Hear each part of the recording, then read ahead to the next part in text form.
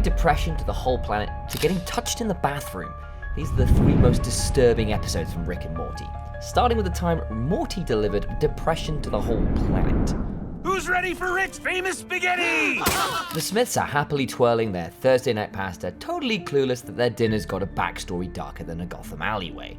Meanwhile, Morty, being Morty, gets a peek at Rick's top secret recipe and immediately wishes he hasn't. Rick, I gotta know, what's the secret ingredient? God, no, why? No, why is it always this shit with you? Turns out, those noodles, they're made from folks who voluntarily punched their ticket on some distant planet. Yep, it's comfort food with a body count. Of course it's a person, Rick! Why couldn't it just be spaghetti? Anyone else would be dry heaving at the mere thought, like full-on Hannibal Lecter cookbook vibes, but not Morty. Oh no, he's got a million questions, like he's prepping for a philosophy final. On this planet, people that kill themselves turn into spaghetti. What? I know, you're a visual learner, so follow me. Rick's idea of fixing it? Drag Morty straight into the horror show and let him see the process firsthand, because apparently you can't just take out the chef, he's got to want to make the sauce. Come on, Morty, choo-choo plane. Gross. Come on. God damn! Telling you. Why? How? Their cortisol increases the starch And Morty, sweet naive soul that he is, gets emotionally wrecked. Starts asking about their names, wants to give their penne-filled souls a proper send-off. Just want to be honest about something. After Lawrence died, we, ate him. Think the Lion King, but instead of the circle of life, it's the spiral of spaghetti. So we were eating people. I'm afraid so. They were so spaghetti-esque. Boom. Pasta Thursdays ruined. A beloved tradition flushed like yesterday's leftovers. So Morty ruined spaghetti night. Correct. Summer, it was people. Sometimes the wisest thing you can do isn't rebelling, resisting, or rallying. It's just shutting up. Well, I guess I'll go to my room, since everyone hates me now. Now neck deep in existential despair, Morty does the 2020s thing. Signs up for online therapy. Oopsie, I spilled my milk. Now we're both sad. Just as he's about to get a sliver of serotonin, there's a knock at his window. You know it as Spaghetti Planet. You're not in trouble, we just want to talk. Enter an invite from the Spaghetti Planet. Their president? She's not pitching peace or progress. Nope, she wants to franchise the whole suicide to noodles pipeline. Maybe it's time we allow some people the right to die and be delicious. Morty, shockingly, is the poster boy. And Rick, he breaks it down in classic Rick fashion. Sorry to interrupt Morty's perfect spaghetti night, but thought he'd want to see this. Whoa, what the fuck is that? Mortio's suicide spaghetti is 100% ethical, single-origin pasta. What used to be a functioning society is now a dystopian mess monetizing misery. And guess who lit the match? And all of it is thanks to... Oh, God! I'm a murderer! That's right, Morty. Crushed by guilt, Morty does the only thing left. But we can fix it, right, Rick? You mean me. You want me to fix it. He pleads with Rick to clean up the catastrophe. Even throws in a desperate vow. Promise I'll never look under the curtain at a Rick thing to figure out what's bad about it ever again. And you can never say no to me. What are you, Keith Raniere? For 2 weeks. Fine! No more questions, no more moral probing, no more messing with the madness. But fixing this kind of chaos, yeah, that one's gonna be hell. No frontal lobe, no empathy centers, otherwise the same physiology as a person.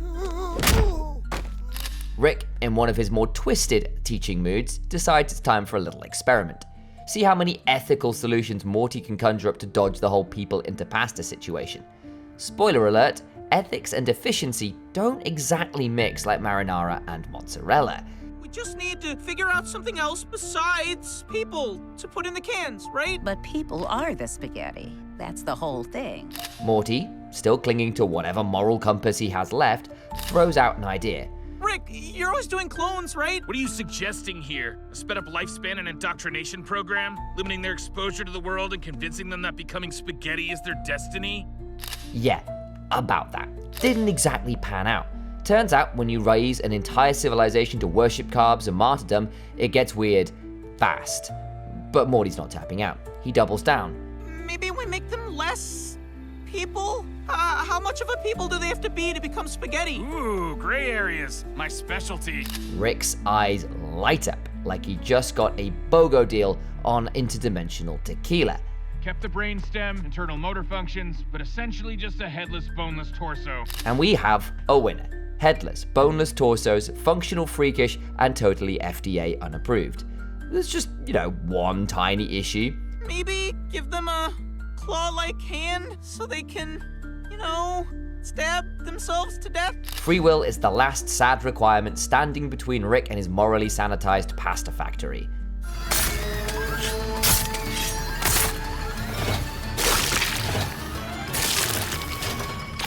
At this point, it really makes you wonder.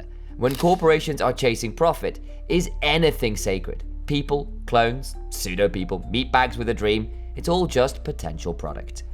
If this made you stop eating your dinner, just wait until you hear what horrors power Rick's car.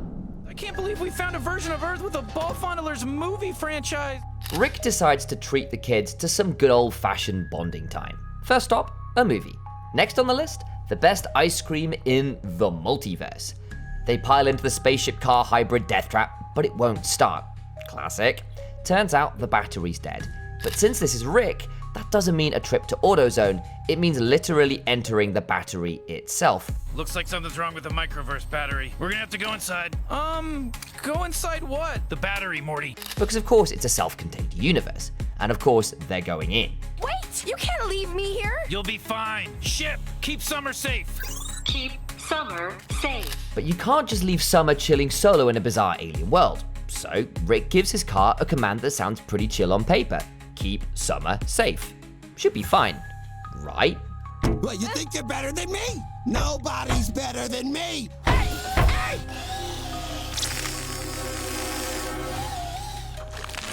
Ha, wrong. A random guy bangs on the window. The car's response? Instant julienne fries. Dude gets diced like a Tarantino flick. Summer panics, tries to stop the car, and what does it do next? Paralyzes the next guy for just approaching. Safety with a side of trauma. Stop! Don't kill him! Confirmed. Oh God, I can't feel my legs. Then come the cops. And since Summer forbids the car from using physical violence, it has to get creative. Incoming! Got a device! Bomb! Bomb! Daddy? The solution? It reanimates the officer's dead son to emotionally manipulate him. Yeah, a synthetic ghost child begging his dad to go home before he melts before his eyes. Wholesome isn't exactly the word here. Hunter? Go! Oh my god! Meanwhile, inside the battery, Rick and Morty find a thriving mini-society. Morty, you gotta flip them off. I told them it means peace among worlds. How hilarious is that?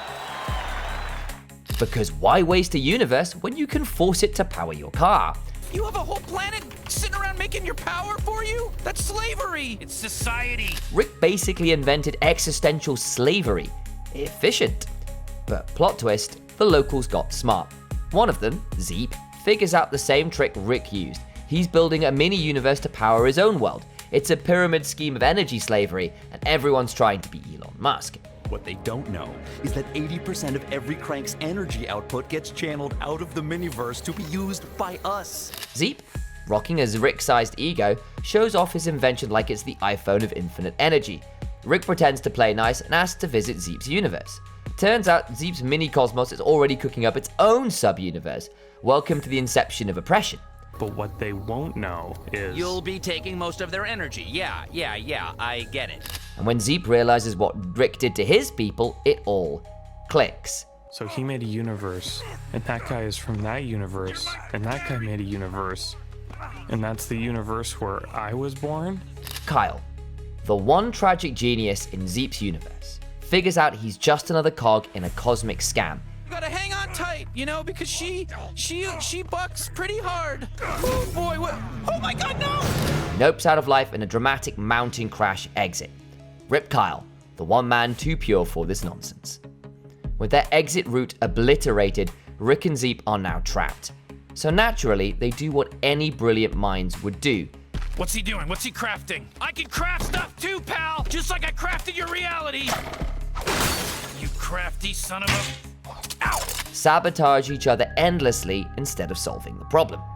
Morty finally reaches his breaking point and leaves. All right, that's it. I'm out. I'm gonna go into the wilderness, and I'm gonna make a new life for myself among the tree people. It can't be worse than this. For 6 months, 2 grown-ass men play slap fight with science. Morty teams up with sentient tree people and kidnaps Rick and Zeep.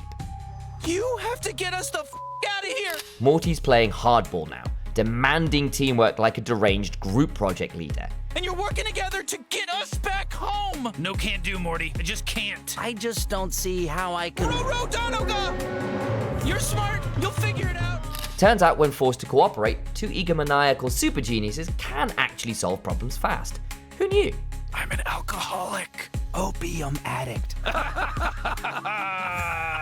right, okay, wrap it up. They escape back to Zeep's universe, but surprise, Zeep isn't done. Oh, run, Morty! That asshole's willing to risk everything he cares about just to defeat me. He's hell-bent on escaping too. A chaotic race begins, full of turbo-fueled pettiness. Still. Oh, hey, guys, I just finished cooking us a feast. Rick and Morty reach their ship first. Zeep shows up right after, but Rick's already flipped the chessboard. One last lesson. Class dismissed. Jeez. Sometimes you don't fight your enemy, you trap him in a loop of his own making. Back at the car, Morty's convinced it still won't start. Rick, totally unfazed. Hey, wait. Huh? I don't get it. Of course you don't, but Zeep did. He knew that once I got back to my car, one of 2 things was gonna happen. I was gonna have to toss a broken battery, or the battery wouldn't be broken. Because either Zeep got atomized with the battery, or he's now living out an eternity as a glorified AA battery. Peace among worlds, Rick. Talk about a lose-lose with a spark of existential horror. If you thought this was dark, just wait until you hear what happens when Morty is left in charge of the adventure. So, let's set the stage. Morty has finally had enough of Rick's sociopathic BS after they casually wipe out his entire family because, you know, demon possession or whatever. Morty, please. I love you, sweetheart.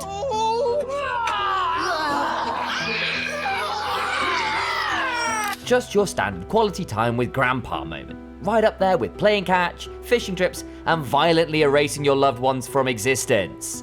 You know what, Rick? That's it. I'm done with these insane adventures. That was really traumatizing. I quit. Morty, understandably, flips out, threatens to quit, and Rick, being the manipulative genius he is, throws him a bone. How about next time you be in charge, and then we'll talk about how simple and fun it is. Seriously, Rick? You'll let me call the shots? Okay, yeah, fine. Fine, Morty. You want control? Next adventure is all you, buddy.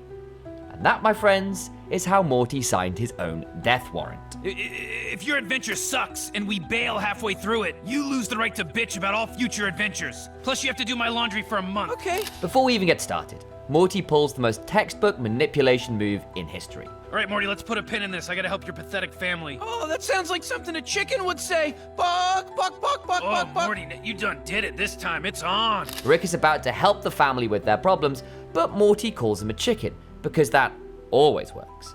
God, Morty, what a boring start to an adventure. Why don't we just go to Kentucky? Rick, this is a fantasy-type world with creatures and all sorts of fantasy things. But what does Morty choose?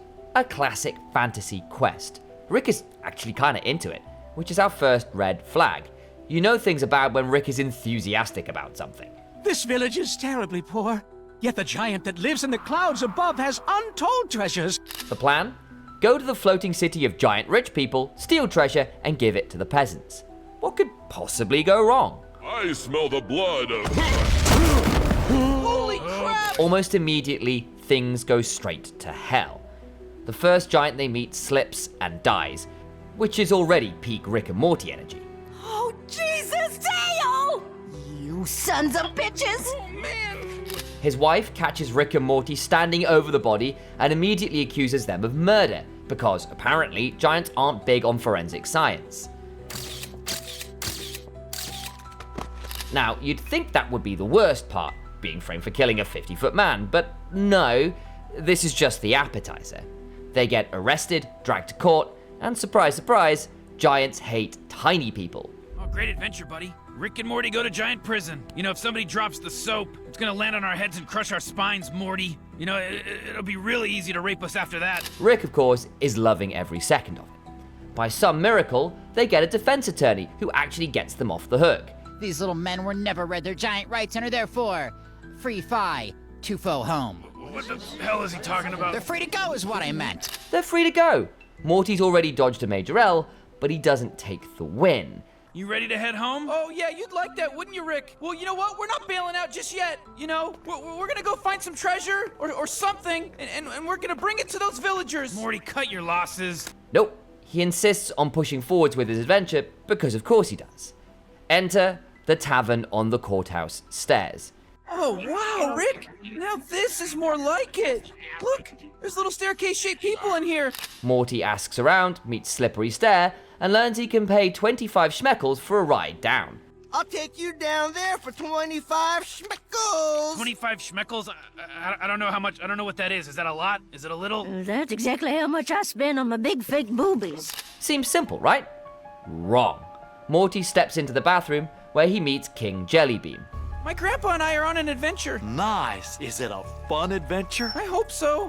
While Rick is living his best life, absolutely thriving, playing poker, doing karaoke, probably inventing a new drug, Morty is fighting for his life. I just gotta relax and go with the flow. Yeah. At first, Jellybean seems friendly. He even gives Morty some motivational words, like a discount Dumbledore, if Dumbledore were a predatory piece of sentient gelatin. And then, well, he makes his move. Stop! You're making me really uncomfortable. Stop biting me. Just let this happen. Get off of me! Morty, a literal child, has to fight off an old, creepy, aggressive Jellybean in a disgusting tavern bathroom. And let's be real, Rick and Morty might be full of dark humor, but this scene is genuinely disturbing. No punchlines, no jokes, just pure horror as Morty barely escapes. At this point, Morty is broken, shattered, done. But Rick? Oh, he's still in full party mode. Oh, hey, Morty. Listen, I'm really sorry about all the stuff I said earlier about your adventure. I'm having a good time, Morty. It's not so bad. Let's just go home, okay? Morty begs him to leave, but Rick isn't interested until he sees a very battered King Jellybean walking out of the bathroom. Rick isn't stupid. He immediately puts 2 and 2 together. Why don't we use 25 of them to pay Slippery Stair here for a ride back to the village, and then we'll give the rest of the schmeckles to the villagers. Huh? Really? Sure, Morty, yeah. You know, a good adventure needs a good ending. And for the first time in the entire episode, he actually gives a crap. Rick switches gears immediately. He tells Morty, alright, let's finish this adventure the right way. They pay the schmeckles, go down the stairs, and give Rick's winnings to the villagers. Our village is saved! You are both true heroes! Oh! For once, Morty gets his fairy tale ending. The people cheer for him, Rick admits the adventure wasn't so bad, and it looks like Morty's finally won. But of course, this is Rick and Morty. The villagers are about to introduce their beloved ruler, the great leader of their kingdom. Heroes, we would like to introduce you to our beloved king so that he may thank you personally. And it's King Jellybean. Morty immediately nopes out. He just wants to leave. They leave in a hurry, but Rick is not done.